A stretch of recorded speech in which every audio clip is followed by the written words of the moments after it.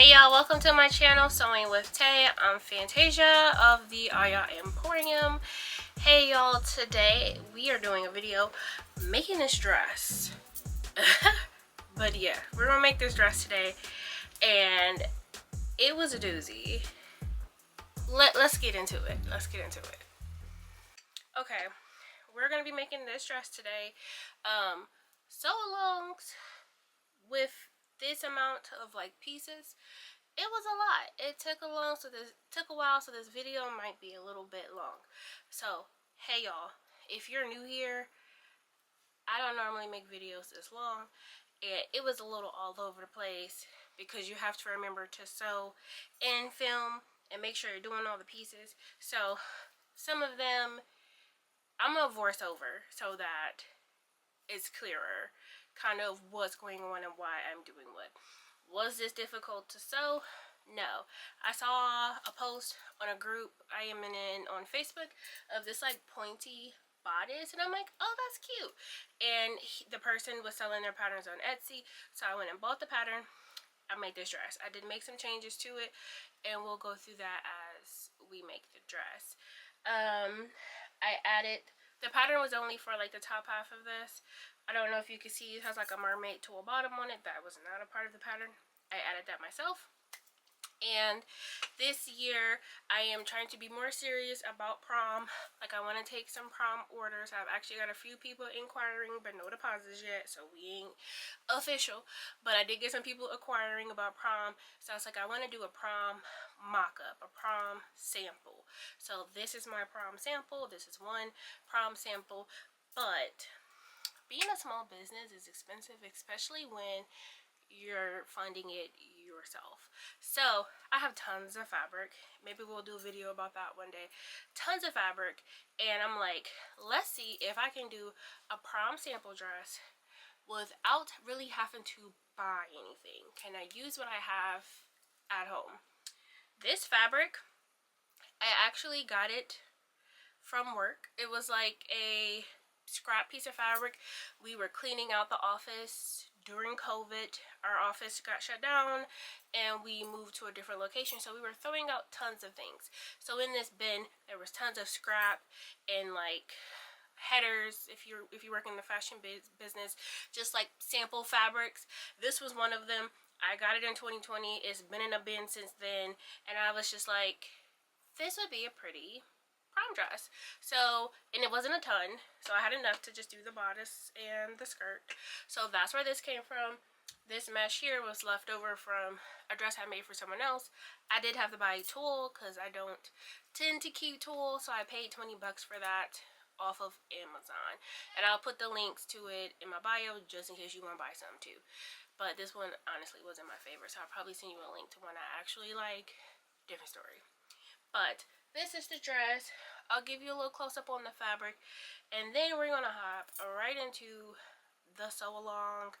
I don't know if I have anything else to add. Everything I had here, it has boning, which I did have a ton of boning already here from previous projects. I actually didn't use any interfacing in these panels. I used interfacing on my zipper, but I didn't use any interfacing. It's a knit kind of woven sequin, and because it is sequin, I know some people be like, I hate sequins. I'm not a huge fan of sequins either, but I was able to sew this without having to cut off the sequins. It didn't really cause a big issue on my machine.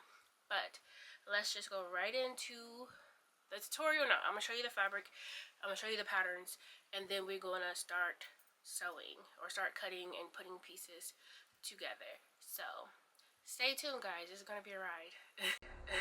So here is my fabric. It is a black base with a copper and like a gold sequin slash stitch detail.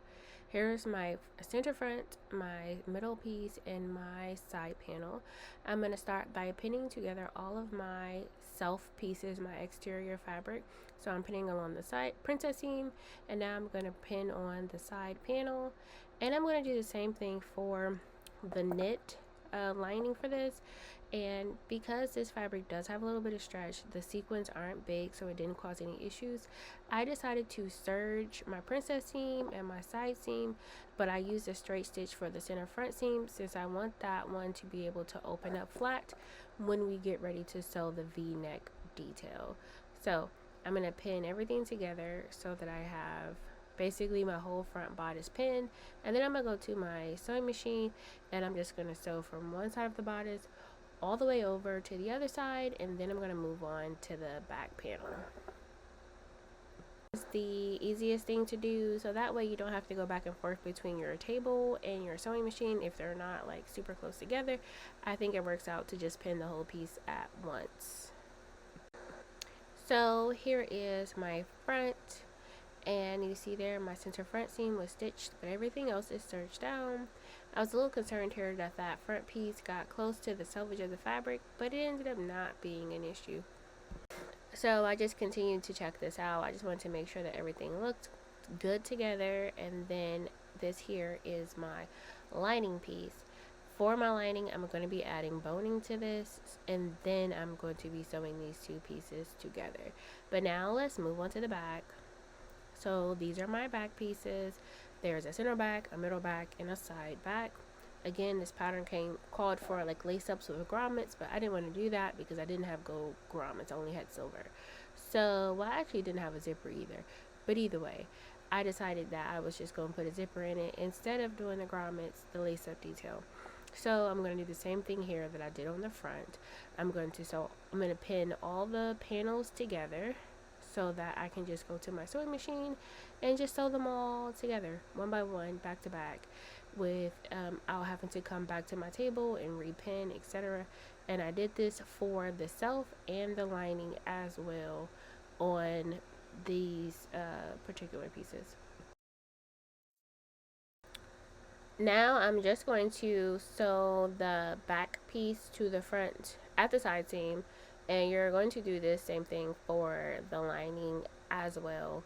You're just going to pin the side seams together and sew them just like you've sewn the rest of your pieces. And for me, that would be a serge. I would put a marrow stitch on that on both the lining and the exterior self fabric. And here is what my bodice looks like on the form. It doesn't have any boning or anything in it, but this is what we got so far. I'm really liking how this print looks.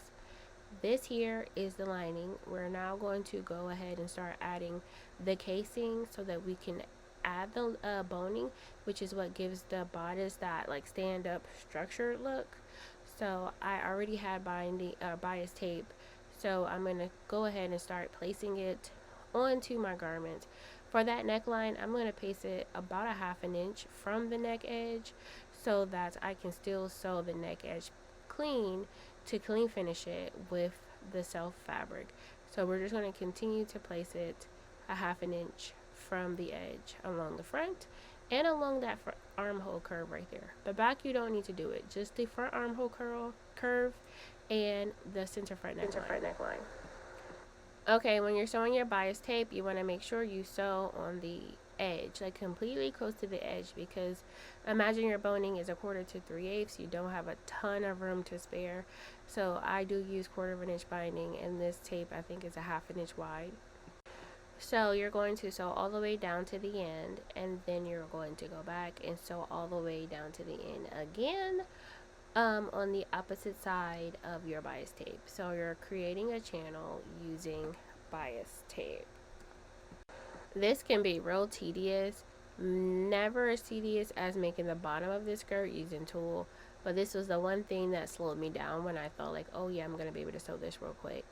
So you want to sew that channel on that first center front seam, but then you want to take your bias tape and you're going to sew the channel along the armhole, and you want to sew this one second so that it can be clean finished closed by your stitch.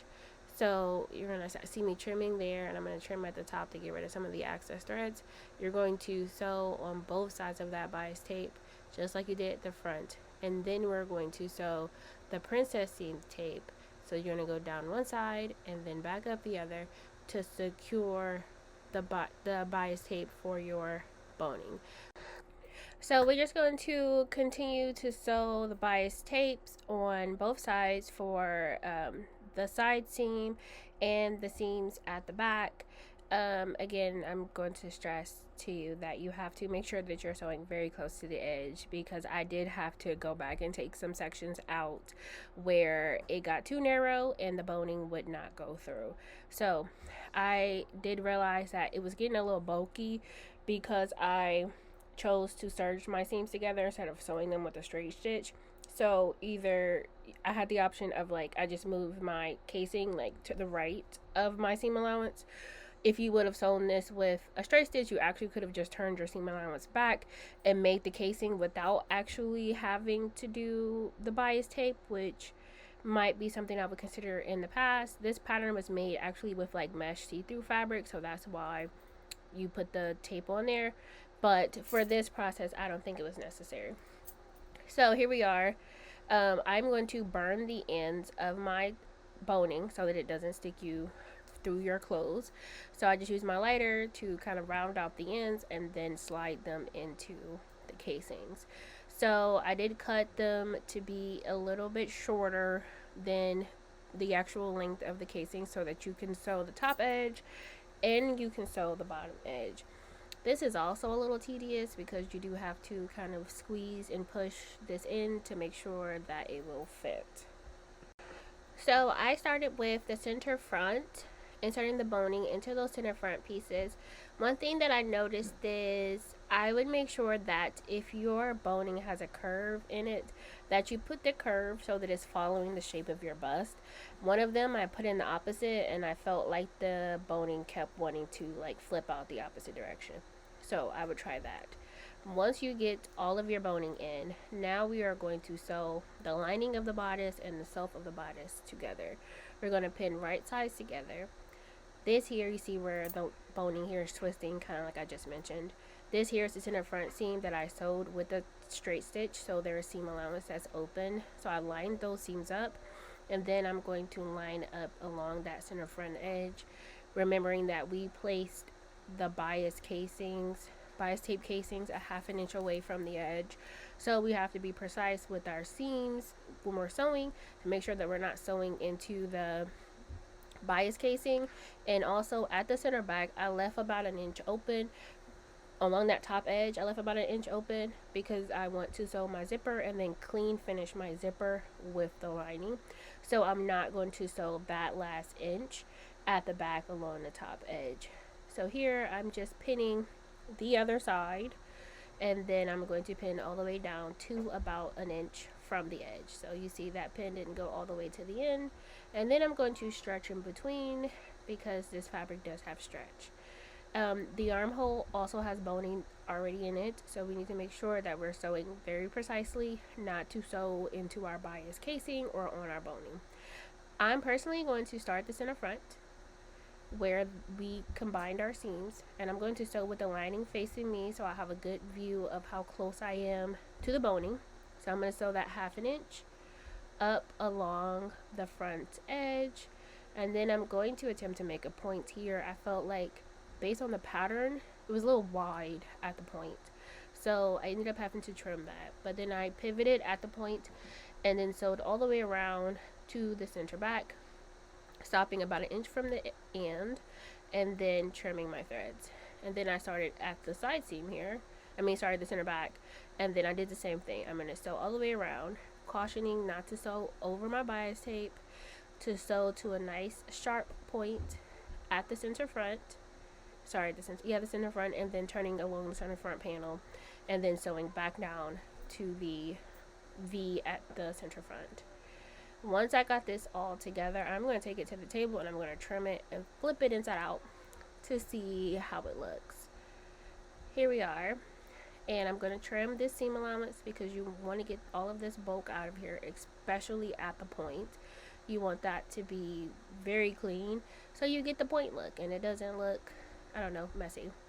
So I'm going to trim again along the other side. Make sure not to cut your stitches. I did that and I had to go back and close it up, so be careful not to trim your stitches. You want to go like 1/4 of an inch from the edge. So we're going to flip this inside out, and then we're going to give it a good press, which I haven't really been doing throughout this process. I should have been, but we're going to flip it inside out, and it looks like this. I felt like this was a little low, so I'm going to go back in and I'm going to close this up and make this seam a little bit higher to close it up, and then I'm going to move on to the skirt. This is my back skirt and my front skirt. The center back, I told you guys, I cut it straight instead of that extra curve there. So now I'm just pinning together the side seams. And I do want to do a little test on this fabric because it is sequin.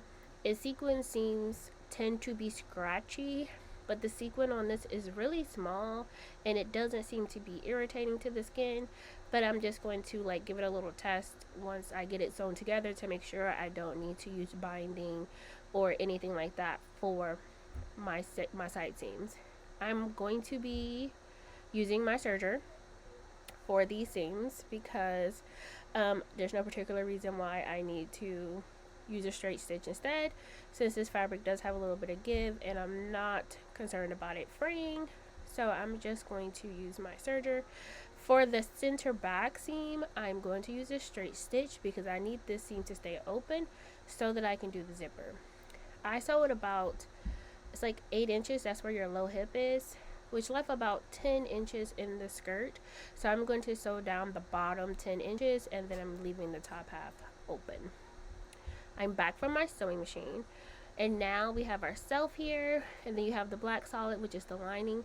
I am pinning my skirt only to the self of the bodice, and we're going to sew that all the way around edge to edge, and I'm leaving the lining not attached so that I can clean finish the waist seam, or close to clean finish the waist seam.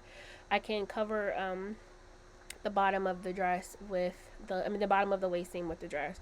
I like to do this because just in case I need to make any alterations for the person who ends up wearing this dress, I don't necessarily have to take the whole thing apart. I can just undo the lining and go in and do whatever updates I need to make. So for here, I'm going to match my side seams, and then I'm going to stretch and pin for the spaces in between. And since they're only side seams, there's no princess seams or anything, so it's less things for me to have to match. So I'm just going to pin and stretch in between until I get the entire waist sewn together. And I'm also going to serge this. I'm not going to straight stitch it. I'm just going to use my serger to make sure that I get, you know, this all together, and it is still allowed to have some stretch because most of the stretch of this fabric goes left to right. So using the serger also helps keep some of the stretch unless you're using elastic thread in your sewing machine. Alright, here is that little mesh piece, little, I don't know, triangle. I'm just going to top stitch this right into the dress. If I had not followed the instructions from the original creator, I would have clean finished this into the garment, but they just had it top stitched in, which I think is nice because if you need to change out this piece for different skin tones, I think that makes sense. It makes it easier to take out. But here is the dress so far. Please stay tuned for part 2 as we finish this dress and put on the bottom.